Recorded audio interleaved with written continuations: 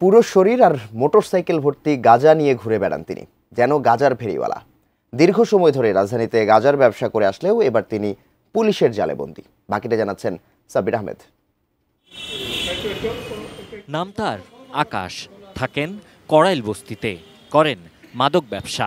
গেল কয়েক বছর ধরে অভিনব কায়দায় রাজধানীর বিভিন্ন জায়গায় মোটরসাইকেলে করে এবং নিজের শরীরে পেঁচিয়ে মাদক গাঁজা এক জায়গা থেকে অন্য জায়গায় পৌঁছে দেন তিনি।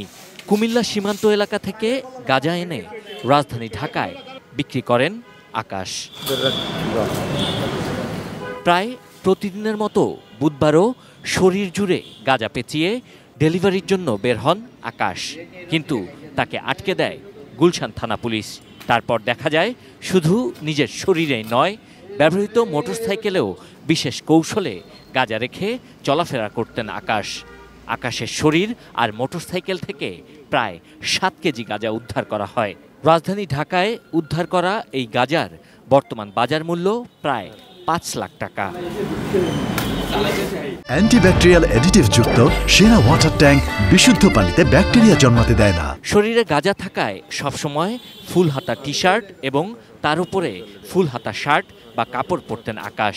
পুলিশের নজরদারি এড়াতে এ ধরনের অভিনব কৌশলে গাঁজার ব্যবসা করছিলেন তিনি। পুলিশ বলছে এমন অভিনব উপায়ে গাঁজা বহন করা তারা আগে কখনো দেখেননি। দীর্ঘ সময় অনুসরণ করার পর অবশেষে তাকে গ্রেপ্তার করা হয়েছে। গুলশান 2 এলাকায় অভিযান পরিচালনা করে আকাশকে গ্রেপ্তার করা হয়।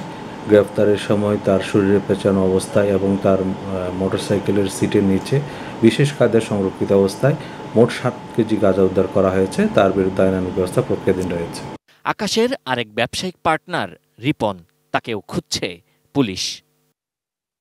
Sabbir Ahmed, ATN news, Dhaka.